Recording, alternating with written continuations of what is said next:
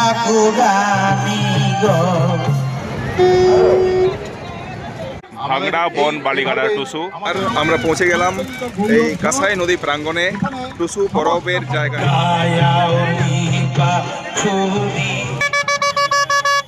হেমর চিত্ত পুণ্যতীর্থে জাগরে ধীরে এই ভারতের মহামানবের সাগর তীরে হেথায় দাঁড়ায়ে দুবাহু বাড়ায়ে নমি নরদেবতারে উদার ছন্দে পরমানন্দে বন্দন করি তারে। সেই বন্দনার তরে বারবার আসা এই পুণ্যধামে পুণ্য স্নানে টুসু পরবের পুণ্য লগ্নে একবার সেই চিরসত্য অনুধাবনের জন্য ধর্ম জাতি বর্ণ নির্বিশেষে আজ সকল মানব এক দেহে যেখানে হবে লীন, গাথা গাইবে সমন্বয়ের, থাকবে বৈচিত্র্য কিন্তু একতার সূত্রে গ্রথিত হবে সকল পুণ্য আত্মা। চলুন যাই সেই মিলন মেলায়, কাঁসাই পাড়ের টুসু মেলায়। এখন শুধু যাওয়ারই ভিড়, আসার রাস্তা কিন্তু প্রায় ফাঁকা। সময় তো প্রায় 1:10 হয়ে যাবে। এই রাস্তার ভিড় কিন্তু বাড়বে। ভক্তবৃন্দ সব দূর দূরান্ত থেকে সব যারা এসেছেন, টোটো তো এখানে শিমুলিয়ার মোড়ে রেখেছেন। আর তারপরে এই হাঁটা প্রোগ্রাম দারুণ, ওইদিকে হাঁটার রাস্তা সেপারেট করা হয়েছে। এইখানে তো আমরা বাইকে যাচ্ছি।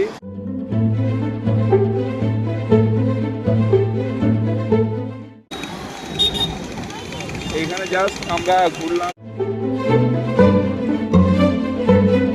বাচ্চা থেকে বয়স্ক সকলের সমান উৎসাহ এই টুসু মেলায় অংশগ্রহণে। বয়স্করাই দেখাচ্ছেন তাদের সংস্কৃতির পথ, বাচ্চাদের অবুঝ মনে অজান্তেই গেঁথে যাচ্ছে সেই ধারা। চিন্তা একটাই, সঙ্গে সঙ্গে শুরু হয়েছে অপসংস্কৃতির রেস। আর আমরা পৌঁছে গেলাম এই কাঁসাই নদী প্রাঙ্গণে টুসু পরবের জায়গায়। ভিড় ক্রমশ বর্ধমান।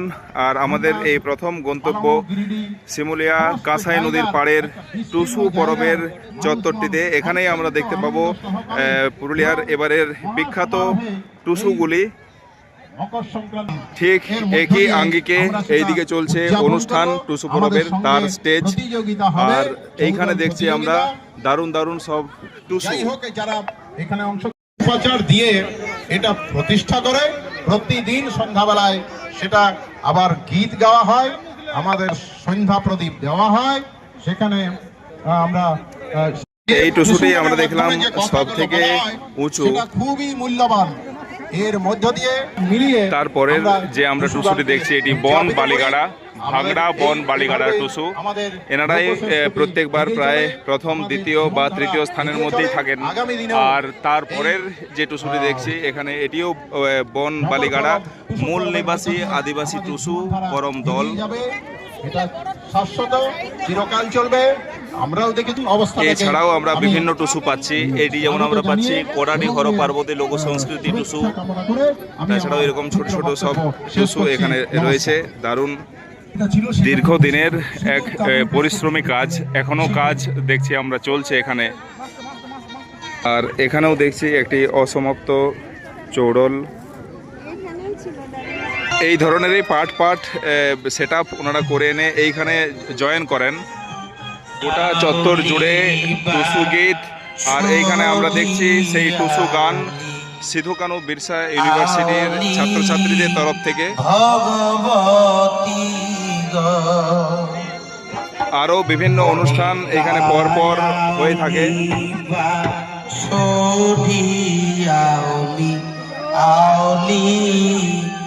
ঠাকুরানী গো সন্ধ্যা দেবী তিনি ঠাকুরানী গো।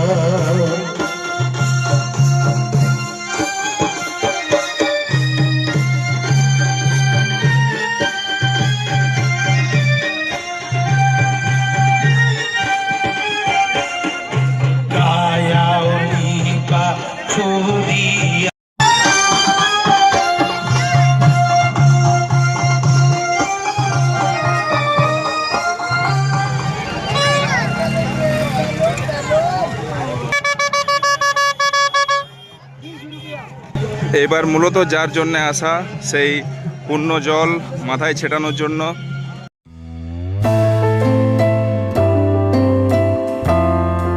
এই একটি দিন এই কাছাইপাড় আমাদের গঙ্গাসাগর ত্রিবেণী সঙ্গম যা টুসু পরবকে ঘিরে পায় এক অন্য মাত্রা। তাই এই কাছাইপাড় সেজে ওঠে রং বেরঙের টুসু, হাজার হাজার ভক্ত, কেউ পুণ্য স্নানে ব্যস্ত, কেউ পিকনিকের মেজাজে, কেউ টুসু গীতের মাধ্যমে সারা প্রাঙ্গণ ভরিয়ে তোলেন এক অদ্ভুত আবেগঘন মুহূর্ত।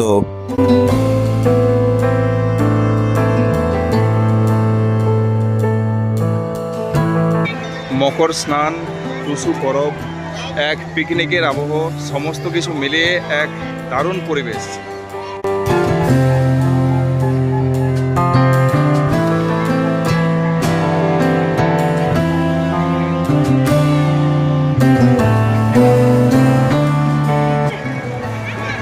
সেই চিরাচরিত মজাদার খেলা,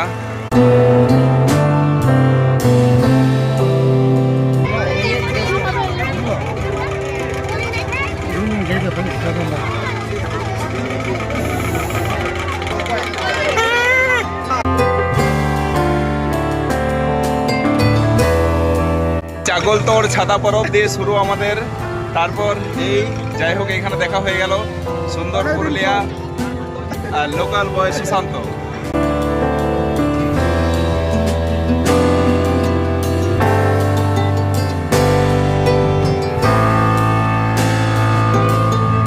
মানে শুধু গান নয়, মেয়েদের না বলা কথা, অপূর্ণ স্বপ্ন, নিঃশব্দ অভিমান, সব কিছু মিলিয়ে এক বুক ভরা আবেগ।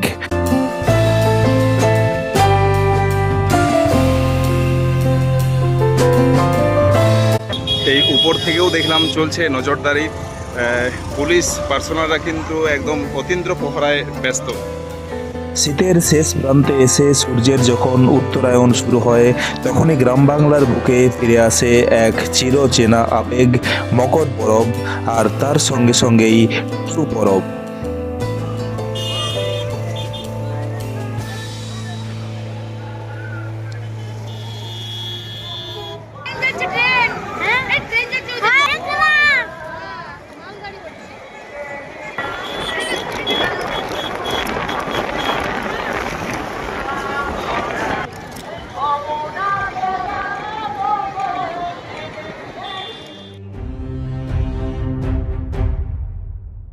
মকর পরব, টুসু পরবেই আমাদের শিকড়, আমাদের পরিচয়। এই উৎসবেই বেঁচে থাকে গ্রাম, বেঁচে থাকে আমাদের প্রাণ।